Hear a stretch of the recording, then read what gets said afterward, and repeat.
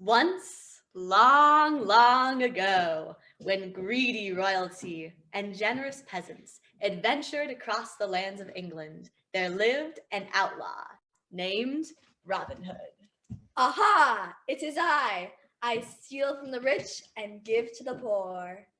And Robin Hood lived in a secret lair in Sherwood Forest with all of his merry men. And our story today is about one of those very merry men, his best friend. And Little John lived in Sherwood Forest with all of the merry men and with Robin Hood. And Sherwood Forest was the best forest for adventuring. It had the biggest, strongest trees. It had the fastest, most delicious hares. And it had more deer than the entire population of Northern Europe could eat. But they were not allowed to. For the contents of the forest were strictly the property of the king, to be shared by various sheriffs of different forests. And the sheriff who ruled over Sherwood Forest was notoriously greedy and selfish, the Sheriff of Nottingham. I need it all. He would not let anyone gather any food or do any hunting in the forest and then throw the most extravagant parties for only the richest of the rich and the most powerful of the most powerful. And these parties were famed across the land because they had so much food, they couldn't eat it all, and they were so picky, they didn't even want it. It was a horror scenario for the cook. Oh, cook, and never an invitation. And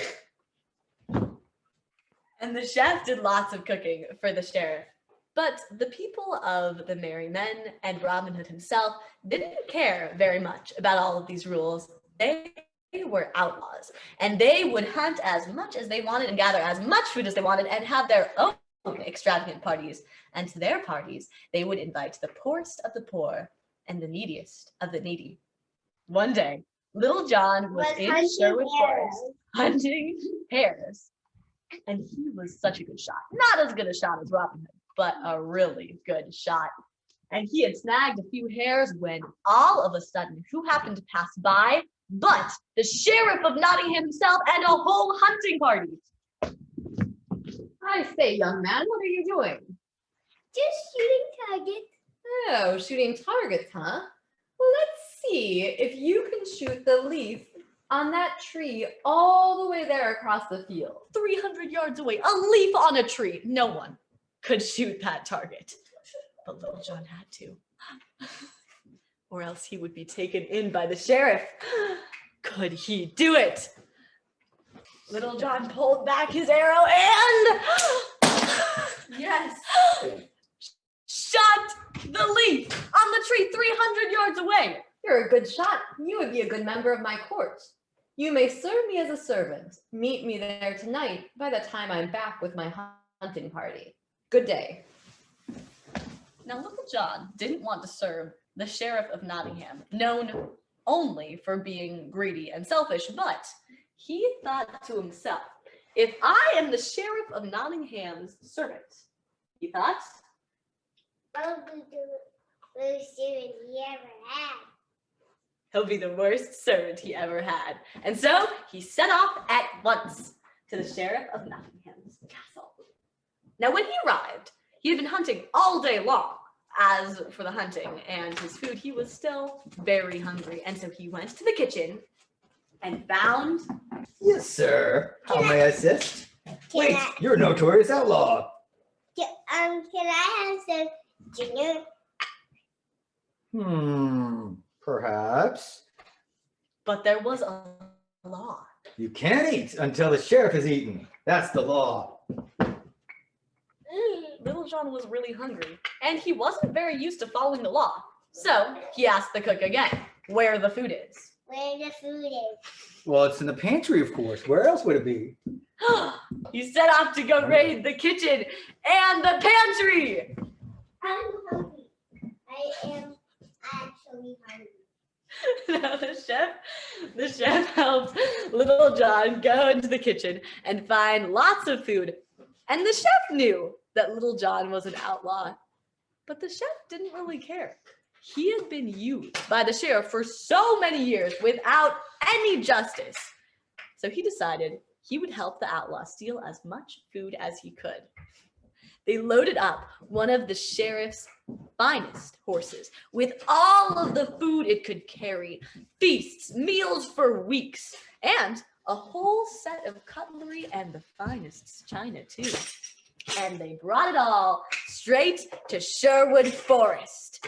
Now, on the ride, Little John decided he needed to ask the cook a very important question. You want to be part of our gang? An invitation? Absolutely. Never been invited before. I'd love to come. And they became the bestest of friends. And by this point, they had ridden all the way to Sherwood Forest, where who waited but me. Robin Hood was so excited about the feast. This looks fabulous. It was more food than they could eat in a week, so they had to invite lots of people. We should invite everyone, all the poor, and we should invite. Robin Hood had a sneaky idea to invite the Sheriff of Nottingham himself. But who would be sneaky and quick enough to get the sheriff? Someone who was really ready to stand up for the job. Someone who was known for action in the darkest of times. Someone nice and little. Little John. Yeah. He knows how to do the job. Little John rode off at once on the fast horse that they had stolen from the sheriff, and rode and rode and rode until he heard the sounds of the sheriff's hunting party. Giggling and laughing, they were just hunting for sport, not even for food. And Little John rode straight up to the sheriff. He rode up to the sheriff boldly. The sheriff recognized him now and whispered in the sheriff's ear. There's some deer, and don't let any of the noblemen come because they will eat all of it before you. Oh, you know of some fat deer that only I can go catch? Yeah. I will come with you, young man. So the sheriff was tricked. He rode off without any protection, save for his greed, into the arms of a waiting ambush. Bah-ha-ha! What is this? Robin Hood? It is I. I've been tricked. The sheriff feared for his life. We will spare you. Bah! Save for you come to our feast. Then we can decide what to do with you after. All right. And so they sat down for the finest feast Sherwood Forest has ever had. Now, at the beginning of the meal, the sheriff was quite worried, very certain he was going to be killed when the eating was done. And as the meal passed on and he saw that everyone was just eating and having fun, he became more relaxed. Then he started to notice who was invited to the feast. They weren't the rich and powerful people he had been used to. They were people who looked pretty hungry. So he decided to share his food and be gracious. And he spoke to some of the peasants who he ruled over. And he even taught them how to use a knife and a spoon. And at the end of the meal, Robin Hood called for attention. Attention, everyone! I have decided what we should do with our Sheriff of Nottingham. Fight him until he.